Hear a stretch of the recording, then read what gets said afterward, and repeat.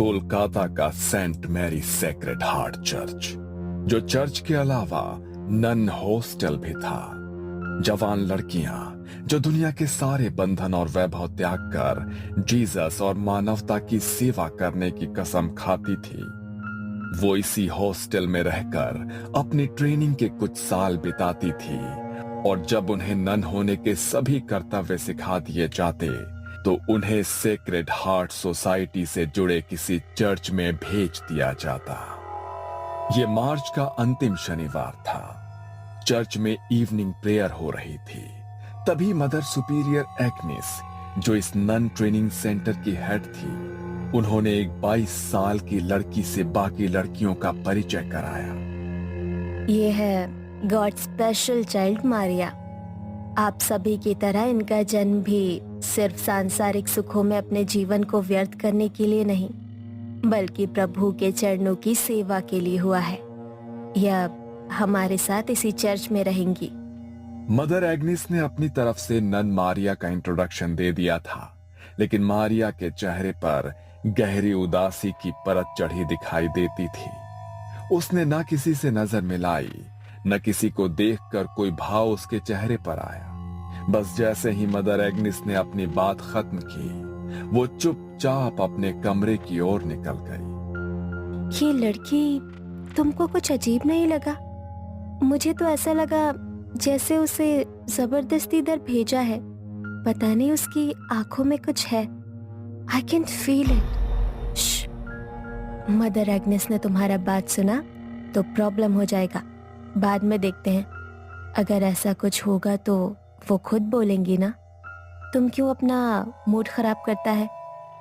मोनिका के कहने पर उसके ही कमरे में रहने वाली रोमा चुपचाप अपने कमरे में लौट गई थी। लेकिन अभी भी मारिया का वो सपाट चेहरा, गहरी भीतर धसी आंखें उसके मन में कौंध रही थी। अगले दिन सवेरे प्रेयर के समय रोमा ने महसूस किया कि वो सबसे पीछे खड़ी हुई कुछ और ही बड़बड़ा रही है, जैसे वो इस प्रेयर से बचने की कोशिश कर रही हो। रोमा दबे पांव मारिया के नजदीक जाकर खड़ी हो गई और उसके मुंह से निकल रहे शब्दों को समझने की कोशिश करने लगी। मारिया कुछ अजीब सा बड़बड़ा रही थी, जो स्पष्ट तो बिल्कुल भी नहीं था, लेकिन रोमा के शरीर में उसकी आवाज से झुरझुरी सी दौड़ने लगी थी, क्योंकि मारिया किसी आदमी की दोहरी आवाज में कुछ बोल रही थी। कुछ तो अलग है इस लड़की में। मैं पता लगा कर रहूंगी आखिर इसका चक्कर क्या है। इसका दिमाग लगता है ठिकाने पर नहीं है। वैसे भी हम सबका यहाँ आने का कोई ना कोई कारण है। ये तो इतनी पढ़ी लिखी सुंदर है, कोई भी मिल सकता था इसको। यहाँ क्यों आई? रोमा के मन में कई सवाल थे, जिनके उत्तर जानने के लिए वो काफी परेशान थी। शाम को प्रेयर के बाद सभी अपने कमरे में सोने की तैयारी कर रहे थे, लेकिन रोमा ने आज कुछ अलग सोचा हुआ था। सबके सोने के बाद वो दबे पांव मारिया के कमरे की खिड़की पर पहुंची और अंदर झांक कर देखने लगी। लेकिन वहां का नजारा देखकर रोमा के रोंगटे खड़े हो गए थे। मारिया अंदर चेयर पर बैठी हुई थी, लेकिन वो चेयर पर ऐसे बैठी थी जैसे किसी ने उसके पूरे शरीर को मोड़ तरोड़ कर जबरदस्ती वहां बैठाया हो। उसके हाथ पैर बुरी तरह से गुथे हुए थे, गर्दन दूसरी ओर थी। ऐसा लगता था वहां कोई इंसान नहीं, रबर की गुड़िया पड़ी है। अचानक ही मारिया ने अपनी गर्दन रोमा की ओर घुमाई और इस बार मारिया का चेहरा देखकर रोमा की चीख निकल गई। मारिया की आंखों के चारों ओर गहरे स्याह गड्ढे दिखाई पड़ रहे थे। बाल बुरी तरह से उसके चेहरे पर बिखरे थे और दांत इतने काले थे जैसे किसी ने जलता हुआ कोयला उसके मुंह में रख दिया हो। रोमा की दिल दहला देने वाली चीख सुनकर मदर एग्नेस और बाकी लड़कियां दौड़कर वहां पहुंच गई। Get top kitchen deals on Meesho. Download now. On Snapchat. Download now. पहुंच गई। रोमा जमीन पर पड़ी हुई थी और उसकी सांसें उखड़ रही थी। तुम यहाँ क्या कर रही हो? क्या हुआ है? रोमा ने उंगली से मारिया के कमरे की ओर इशारा किया। रोमा की हालत देखकर मदर एग्निस ने खिड़की से अंदर की ओर देखा तो उसके भी होश उड़ गए। ओ जीसस, ये क्या है? मैं देखती हूँ, तुम लोग इधर ही रहना। मदर एग्निस क्रॉस को हाथ में लेकर मारिया की ओर कदम बढ़ाती है तो मारिया अपनी कुर्सी से कूदकर नीचे जमीन पर आ जाती है और किसी जंगली जानवर की तरह गुर्राते हुए मदर एग्निस को एक टक घूरने लगती है। एग्निस धीरे धीरे क्रॉस को अपने हाथ में पकड़े मारिया की ओर बढ़ रही थी। तभी अचानक उनके हाथ से क्रॉस छूटकर नीचे गिर पड़ता है। अगले ही पल मारिया की आंखों की पुतली काली हो जाती है। उसकी उंगलियां कड़कड़ की आवाज के साथ पीछे घूम जाती है और मारिया किसी जानवर की तरह एग्निस के ऊपर छलांग लगाकर उसके हाथ का मांस चबा डालती है। वो किसी शैतान की तरह मदर एग्निस का मांस अपने मुंह में दबाए वहां खड़ी हुई थी और मदर एग्निस दर्द से बेहाल हो रही थी। हमला करने के बाद मारिया वापस जाकर उसी कुर्सी पर बैठ जाती है और अजीब सी आवाज में कुछ बड़बड़ाने लगती है। मारिया के मुंह से सुनाई दे रही आवाज ऐसी थी मानो एक साथ 2-3 लोग बोल रहे हों। चीख पुकार सुनकर चर्च में रहने वाले फादर भी वहां पहुंच जाते हैं और मदर एग्निस की ऐसी हालत देखकर उन्हें वहां से बाहर ले आते हैं। मारिया अभी कुछ शांत दिखाई दे रही थी और इसी मौके का फायदा उठाकर मारिया को उसके कमरे में बंद कर दिया जाता है। मारिया की ऐसी हालत देखकर सभी हैरान थे। बाकी की लड़कियों में भी डर का माहौल बन गया था। फादर स्टीव समझ चुके थे कि ये कोई इंसानी नहीं, शैतानी ताकत का काम है। इसलिए बाकी की लड़कियों को उस कमरे से दूर रहने की सलाह दी जाती है और वो क्रॉस को माथे से लगाकर कुछ बुदबुदाने लगते हैं। अगले दिन सुबह प्रेयर का समय था। फादर ने सभी ननों को मारिया के कमरे के बाहर बुलाया और एक साथ प्रेयर करने के लिए कहा। पवित्र जल हाथ में लेकर फादर मारिया के कमरे में दाखिल हुए। एक तरफ बाकी की नन मिलकर लगातार प्रेयर कर रहे थे और दूसरी ओर फादर हाथ में पवित्र जल लेकर मंत्र बोलते हुए उसकी ओर बढ़ रहे थे। फादर को देखकर मारिया के चेहरे के भाव बदलने लगे। वो घबरा कर एक कोने में सिमट रही थी।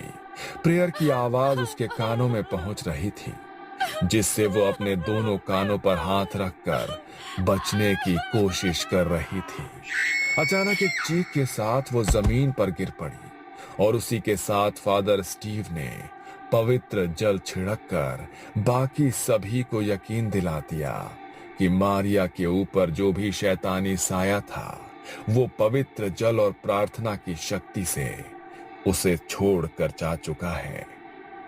पवित्र जल ने जहां जहां मारिया के शरीर को छुआ था वहां पर छाले जैसे बन गए थे। ऐसा लगता था जैसे मारिया को किसी ने तेजाब से जला दिया हो। कुछ देर बाद मारिया को होश आया तो वो दर्द से कराहती हुई पहले से काफी कमजोर नजर आ रही थी। उसके शरीर में अब मुश्किल से उठने बैठने जितनी ताकत बची थी। चेहरा एकदम मुरझा चुका था, शरीर भी मानो झुक गया था। मारिया की हालत को देख मदर उसे उसके कमरे के बिस्तर पर ही लिटा देती है। ओह जीसस, इसका हालत बहुत खराब लग रहा है। इसे यही आराम करने दो, होली वाटर इसको ठीक कर देगा। अगले 2 दिन बेहद सन्नाटे में गुजरे। मारिया ऐसे ही बिना कुछ खाए पिए, बिना एक भी शब्द बोले अपने बिस्तर पर पड़ी रही। 2 दिन बाद उसने टूटे फूटे शब्दों में पानी मांगा। मदर के कहने पर मारिया को पानी पिलाया गया। मारिया अब थोड़ी सामान्य सी नजर आ रही थी। ऐसा लगता था कि जैसे जो भी बुरी शक्ति थी वो वाकई में उसे छोड़कर अब जा चुकी है। मारिया की ऐसी हालत देखकर मदर एग्नेस ने प्यार से उसके सर पर हाथ फेरा। कुछ खाओगी? मारिया ने हाँ में गर्दन हिलाई और फिर कई दिनों के बाद मारिया ने भर पेट खाना खाया। वो खाती ही जा रही थी जैसे न जाने कितने सालों से भूखी हो। जैसे जैसे समय बीत रहा था, मारिया के खाने की गति और तरीका बदलते जा रहा था। मारिया का पूरा मुंह खाने से सन गया था। खाना खाने के बाद मारिया कुछ अलग सी नजर आने लगी थी। एक बार फिर उसकी आंखें बदलने लगी और वो कुछ अजीब सी भाषा में बड़बड़ाने लगी। ये बार बार अलग भाषाओं में बोल रही है, लेकिन इसने इतनी सारी भाषाएं सीखी कब? आप तो कह रही थी ये अनाथ आश्रम में रहकर पढ़ी है। क्या वहाँ पर ये सब भी सिखाते हैं? और आपने उसे खाना खाते हुए देखा?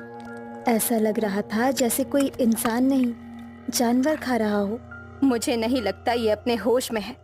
इस समय जो कुछ भी कर रही है, ये उसके अपने बस में नहीं है। इससे पहले कि कोई कुछ कर पाता, मारिया एक बार फिर से नॉर्मल हो गई थी। ऐसा लगता था अभी कुछ देर पहले जो भी हुआ उसे उसकी जानकारी ही नहीं है। मारिया का स्वभाव गुजरते समय के साथ अजीब और अजीब होता जा रहा था। मदर एग्नेस और फादर स्टीव समझ गए थे कि मारिया को संभाल पाना उनके बस का नहीं है। मारिया को शुक्रवार तक यहाँ पर ही रखना होगा। उसके बाद फादर एडमंड ही कुछ कर सकते हैं। 3 दिन बाद शुक्रवार को फादर एडमंड वहां आए और देर रात सबके सोने के बाद एक्सोर्सिज्म यानी कि मुक्ति की प्रक्रिया शुरू की। मारिया को एक कुर्सी पर बांध दिया गया। उसके चारों ओर क्रॉस और जलती मोमबत्तियां रखकर पवित्र जल का छिड़काव कर दिया गया और उसी के साथ फादर ने मंत्र पढ़ने शुरू कर दिए। मारिया की आंखों की पुतली एक बार फिर से काली नजर आ रही थी। उसके चेहरे पर शैतानी मुस्कान दिखाई दे रही थी। मारिया एक साथ कई भाषाओं में जाने क्या बोल रही थी। कभी उसके मुंह से नन्हे बच्चे की आवाज सुनाई देती, तो कभी किसी आदमी की कड़कती आवाज कानों में पड़ती। जैसे जैसे फादर मंत्र पढ़ते जा रहे थे, मारिया अब गुस्से में दिखाई देने लगी थी। अचानक ही मारिया जोर से चिल्लाती है,